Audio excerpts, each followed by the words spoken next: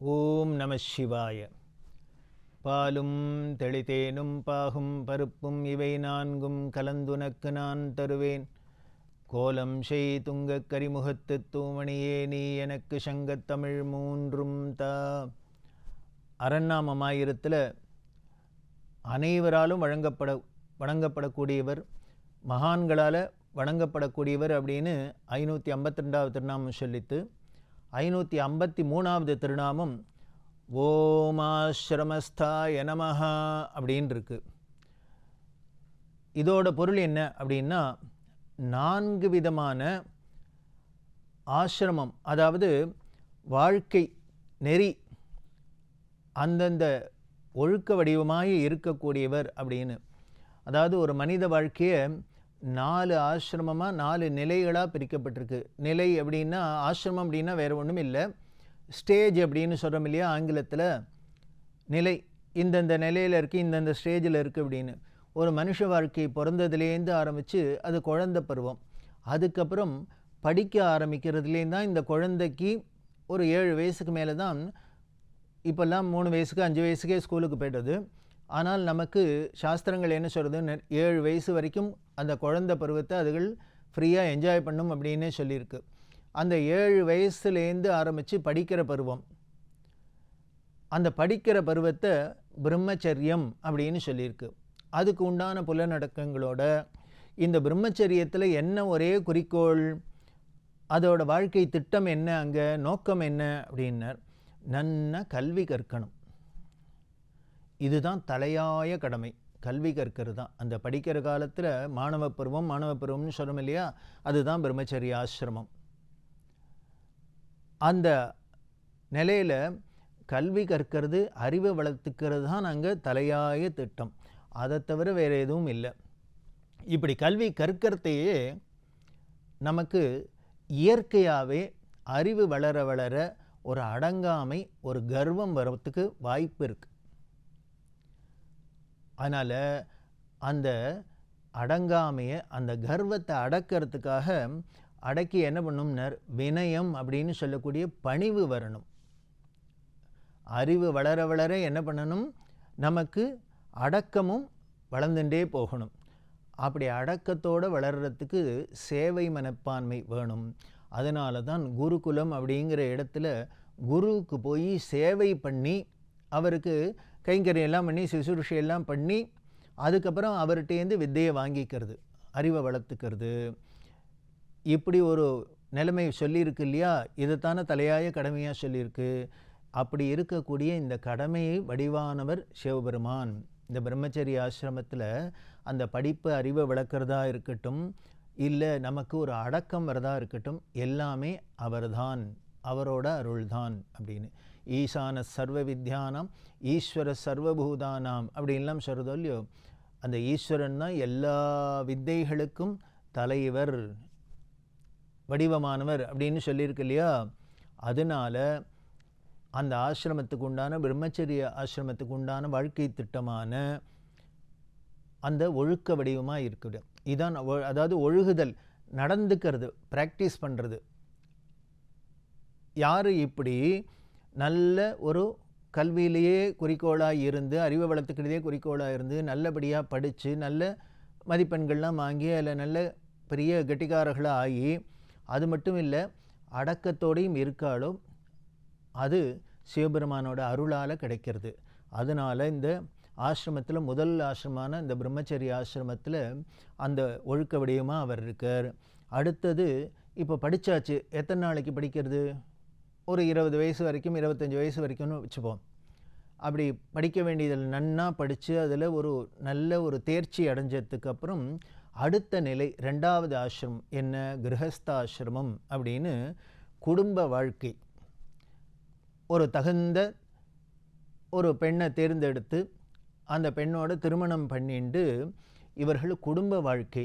இப்போ இந்த குடும்ப வாழ்க்கைக்கு வந்துட்டார், இவருக்கு திருமணம் ஆயிடுத்து அப்படின்னாலே இப்போ கடமைகள்லாம் வேறையாக ஆயிடுறது. அந்த பிரம்மச்சரிய ஆசிரமத்தில் படிக்கிறது மட்டும்தான், அறிவை வளர்த்துக்கிறது மட்டும்தான் கடமையாக இருந்தது, அடக்கத்தை வளர்த்துக்கிறது தான் கடமையாக இருந்தது. இப்போது இவர்கள் குடும்ப வாழ்க்கைக்கு மன வாழ்க்கைக்கு வந்ததுக்கப்புறம் 2 பேராக சேர்ந்து இருக்கிறதுனால இவர்களுக்கு சமுதாயத்தில் மிகப்பெரிய பொறுப்பு கடமை கொடுக்கப்பட்டிருக்கு.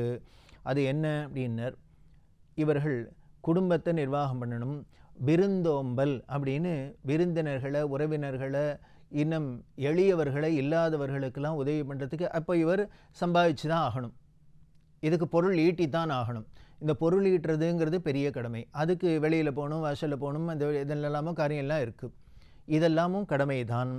அப்படி ஈட்டுற பொருள்னால் தன் குடும்பத்தை காப்பாற்றுறது, தன் உற்றார் உறவினரை காப்பாற்றுறது, விருந்துகளை காப்பாற்றுறது, இன்னும் எளியோர்களுக்கு, இல்லாதவர்களுக்கு உதவி செய்கிறது, இதெல்லாம் பெரிய கடமை.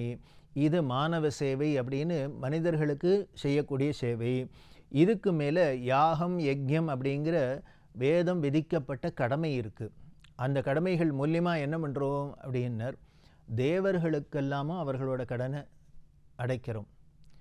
இப்போ தேவருணம் அப்படி அவர்களுக்கெல்லாம் கடன் பட்டிருக்கோம். எப்படி சார் கடன் பட்டிருக்கோம் அப்படின்னா, அப்பப்போ பருவத்தில் மழை பெய்யறது, பூமி விளையிறது, நமக்கு சாப்பிட்றதுக்கு ஆகாரம்லாம் கிடைக்கிறது.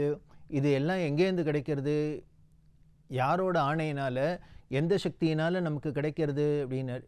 இது ஒன்றும் அதுவாகவே நடந்துடாது. இதுக்கு தூண்டி நடக்க வைக்கிறதுக்கு ஏதோ ஒரு சக்தி இருக்குது. அதுதான் அந்த தேவர்கள் சக்தி.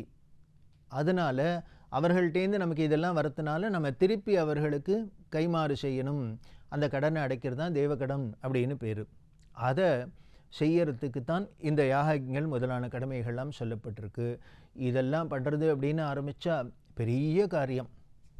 அன்னன்னைக்கும் கார்த்தாலே ஏந்திருக்கிறதுலேருந்து ஆரம்பித்து ஆயுசு முழுக்களும் பல கடமைகள் இருக்குது. இதெல்லாம் இந்த ஒழுக்க வடிவமாக இதெல்லாம் தவறாத பண்ணக்கூடிய வடிவமாக இருக்கிறது. இது மட்டும் இல்லை, அடுத்தது 3வது கடன் பித்ரு ருணம் அப்படின்னு நம் மூதாதையர்களுக்கு கடன் பட்டிருக்கோம். நம்ம அப்பா, அம்மா, தாத்தா, பாட்டி, கொள்ளு தாத்தா, கொள்ளு பாட்டி அப்படின்னு நமக்கு முன்னால் இருந்த தலைமுறைகளில் உள்ள மூதாதையர்களுக்கெல்லாம் கடன் பட்டிருக்கோம். ஏன்னா அவர்கள் தானே எவ்வளவு கஷ்டப்பட்டு நமக்கு இந்த உடம்பை தந்து, நம்மளை பெற்று வளர்த்து, நம்மளை ஒரு நிலைமைக்கு கொண்டு வந்து என்னெல்லாம் நமக்கு உதவி பண்ணியிருக்கா. அதுக்கு கைமாறு என்ன அப்படின்னர், அவர்கள் பித்ருவுலகத்தில் இருக்கிறதே நம்மளை விட்டு போனாலும் அந்த நன்றி மறவாத அவர்களுக்கு உண்டான அந்த பிதிர்காரியங்களை செய்கிறது. அதுக்கு என்ன பண்ணோம்னர், நாம் பண்ணுறது மட்டும் இல்லை, இப்போ நம்ம போயிட்டோம் அப்படின்னா நமக்கு பண்ணுறதுக்கு ஒருத்தர் வேணுமே. அதனால் சந்ததி அப்படின்னு மகப்பேறு, பிள்ளை பேரு அப்படின்னு குழந்தைகளை, சந்ததிகளை பெற்றுக்கொள்கிறது.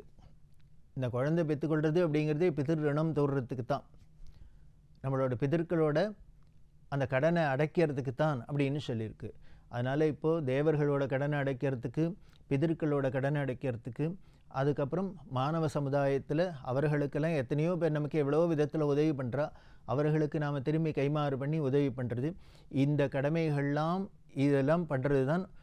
இந்த திட்டங்களெல்லாம் ஒழுங்காக ஒழுகி பண்ணக்கூடியதான், தவறாத பண்ணுறது தான் கிரகஸ்தாசிரம தர்மம். அதை இந்த நியதியெல்லாம் நமக்கு சொல்லி அந்த வடிவமாக இருந்து நம்மளை நடத்துறது யாருன்னு சிவபெருமானோட அருளால். அதனால் 2வது ஆசிரமம். 3வது வானப்பிரஸ்தம் அப்படின்னு. இப்போது நாம் குடும்ப வாழ்க்கை அப்படின்னு ஒரு பெண்ணை கல்யாணம் பண்ணிண்டு கணவன், மனைவி, குழந்தைகள் இப்படிலாம் வந்து உற்றார் உறவினன்னு இதில் நாம் அவர்களுக்கு கடமை செஞ்சோம் அப்படின்னா கூட இது மூலியமாக நமக்கு பந்த பாசங்கள் வளர்ந்துடுறது. நாம் அவர்களுக்கு செய்கிறதுனால அவர்களுக்கு நம்ம பேரில் அன்பு ஏற்படுறது, பந்த பாசம் ஏற்படுறது. நாம் அவர்கள் நமக்கு செஞ்சாலேன்னு உடனே நமக்கு அவர்கள் மேலே வருது. இப்படியே பார்த்தா இது ஒரு பெரிய வலை மாதிரி பின்னிக்கிறது இல்லையா. இப்படியே இருந்தோம்னா இது நிச்சயம் அப்படியே எப்போதும் இருந்துடவே முடியாது. ஒன்று அவர்கள் முன்னால் போகணும், இல்லை நாம் போகணும், ஏதோ ஒன்று போகணும். அதனால் அந்த ஒரு நிலைமை வந்ததுனால் அதனால் நமக்கு இந்த பாசத்தினால, பந்தத்தினால ஒரு கஷ்டம் வராத இருக்க இந்த பந்தபாசங்கள்லாம் விடுபடுறதுக்கு நம்மளை தயார் பண்ணிக்கிறது. அதாவது ஆஃபீஸில் போய் நம்ம வேலை செய்கிறோம் அப்படின்னா கூட 30 வருஷம் 40 வருஷம் சர்வீஸ் போட்டால் அப்புறம் ரிட்டையர்மெண்ட்டு ஓய்வு அப்படின்னு வயசு காலம் எப்படின்னார் ஓய்வாக இருக்கிறது தான் அப்படின்னு நமக்கு ஒரு நீதி சொல்லப்படுது இல்லையா? அந்த நிலைமைக்கு நம்மளை தயார் பண்ணிக்கணுமே. ஏன்னா இத்தனை நாள் இப்படியே உழந்துட்டு திடீர்னு நம்மளை சும்மா உட்காரு அப்படின்னா அதுவே பெரிய கஷ்டமாக இருக்கும். அதுக்காக என்ன பண்ணுறதுன்னர் நம்மளோட இந்த எண்ணம் முழுக்கலும் இப்போ உலகத்தையே சுற்றி இருந்தது, குடும்பத்தையே சுற்றி இருந்ததை வேறு இடத்துக்கு மாற்றுறதுக்கு தான் இந்த ஆன்மீக தேடல், ஆன்மீக நாட்டம் அப்படின்னு சொல்கிறோம் இல்லையா?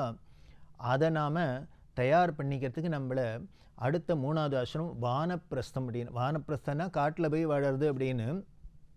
அதுக்காக உடனே காட்டுக்கு தான் போகணும் அப்படிங்கிறது இல்லை. நம்ம இந்த குடும்ப விவகாரங்கள்லேருந்தெல்லாம் விலகி இருக்கிறது. சில பேர் எத்தனை வயசானாலும் குடும்ப விவகாரத்தில் தலையிட்டு அதுக்கு கவலைப்பட்டுட்டே இருப்பாள். அது இல்லாத நமக்கு அடுத்த சந்ததி வந்தது, அதுக்கு அடுத்த சந்ததி வந்து அவள் பார்த்துக்கிறா அப்படின்ட்டு அவள்கிட்ட பொறுப்பை படைச்சிட்டு நாம் ஒரு விலகி இருக்கிறது தான் வானப்பிரஸ்தம். அதுக்கப்புறம் 4வது ஆசிரமம் கடைசியாக சந்நியாசாசிரமம் அப்படின்னு. அந்த சந்நியாசாசிரமத்தில்னா எல்லாத்தையும் திறந்து இருக்கிறது, துறவு நிலை அப்படிங்கிறோம். அதில் என்ன பண்ணணும்னு எல்லாத்தையும் திறந்துட்டு ஒன்று தான் அங்கே என்ன அப்படின்னார், அந்த இறைவன் அப்படிங்கிறது அவர் என்ன அப்படிங்கிறத விசாரித்து அந்த ஆத்மானுபவம் அப்படின்னு சொல்கிறோமே, அந்த ஆன்மீக அனுபவத்தை நாம் அனுபவிச்சுண்டு ஆனந்தத்தில் இருக்கிறது. அதுதான் அமரநிலை அப்படின்னு சொல்லியிருக்கு. அப்படி இருக்கக்கூடிய அந்த நிலைமைக்கு போகிறது. அங்கேயும் இந்த நியதியை யார் சொல்லி கொடுத்துருக்கா அப்படின்னர், பரம்பொருளான சிவபெருமான் தான் சொல்லி கொடுத்துருக்க. இப்படி பிரம்மச்சரியம், கிரகஸ்தன், வானப்பிரஸ்தன், சந்நியாசம் அப்படிங்கிற 4 ஆசிரமத்திலையும் அந்த இதுக்கு இந்தந்த வழி மாதிரி என்ன சொல்லியிருக்கு. நீங்கள் பார்த்தீங்கன்னா சந்நியாசாசிரமம் அப்படின்னா இந்த கடுமையான இந்த ஆசிரமத்தில் தனக்கு வேணுங்கிற உணவை கூட தானே தயாரிச்சுக்கக்கூடாது. நம்ம உயிரோடு இருக்கணும்னா ஏதோ உணவு எடுத்துட்டு தான் ஆகணும், சாப்பிட்டு தான் ஆகணும். அப்போ சாப்பிட்டு தான் ஆகணும்னா உடனே நானே பண்ணிக்கலாமா, பண்ணிக்கக்கூடாது. அப்போ என்ன பண்ணணும்னா பிச்சை எடுத்து சாப்பிடணும்னு சொல்கிறது. பவதி பிக்ஷாந்தேகி அப்படின்னு போய் சாப்பிடணும், கையேந்தி வாங்கி சாப்பிடணும். ஏன் காரணம் என்ன அப்படின்னா, இவர் இனிமேல் இவருக்கு வயத்துக்கு சமைக்கிறதுன்னு ஆரம்பிச்சிட்டான்னு வச்சுக்கோ, அவ்வளோதான், நாள் முழுக்க அதில் தான் சரியாக இருக்கும்.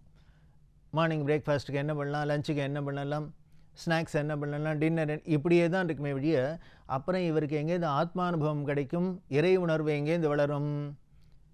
இதைத்தானே நீ குடும்ப வாழ்க்கையில் இருக்கிறதே கிரகஸ்தனாக்கிறதே பண்ணியிருந்த. அதனால் அதுவும் பிரயோஜனம் இல்லை. அப்போ என்ன பண்ணணும்னா, உன்னை சாப்பாட்டை பற்றி கூட நீ கவலைப்படக்கூடாது. அந்த சமயத்துக்கு பசிச்சுதா, நீ அந்த சமயத்தில் போய் எங்கேயானு வீட்டு வாசல் நின்று கையேந்து உனக்கு கிடைக்கிற உணவை திருப்தியாக ஏற்றுக்கோ, அவ்வளோதான். இப்படிலாம் நமக்கு நியமிக்கப்பட்டிருக்கு, கடமைகள்லாம் சொல்லப்பட்டிருக்கு. இதெல்லாம் ஒரு அழகான திட்டம் அப்படிங்கிறதுனால இந்த வாழ்க்கை திட்டம். இப்படி நம்மளோட ஒரு மனித வாழ்க்கை இப்படி பிறந்ததுலேருந்து ஆரம்பித்து கடைசியில் போகிற வரைக்கும் இந்த 4 நிலையில் இருக்குது இல்லையா? இந்த 4 நிலையில் இருக்கக்கூடிய கடமைகளெல்லாம் வகுத்து கொடுத்து அதை நாம் நிறைவேற்றுறதுக்கு அருளும் செய்யக்கூடிய ஒரு பரம்பொருளாக யார் இருக்கான்னர்? சிவபெருமான். அதனால தான் ஆசிரமஸ்தாய நமஹா அப்படின்னு 4 விதமான வாழ்க்கை திட்டங்களிலும் அந்தந்த ஒழுக்க வடிவமாக இருக்கக்கூடியவர் சிவபெருமான் அப்படின்னு சொல்லியிருக்கு. இதுதான் அவரோட பெருமை. என்ன ஒரு கருணை பாருங்க. நம்ம வாழ்க்கை ஏதோ பிறந்தோம் போனோம் அப்படின்னு இல்லாத அதை எப்படி நெறிப்படுத்தி நமக்கு சொல்லி கொடுத்துருக்கிறதுனால இவரே ஆதிகுரு அப்படின்னு சொல்லப்படுது. அப்படி இருக்கிற அவரோட பெருமைகளை தொடர்ந்து பார்க்க போகிறோம். ஓம் நம சிவாய.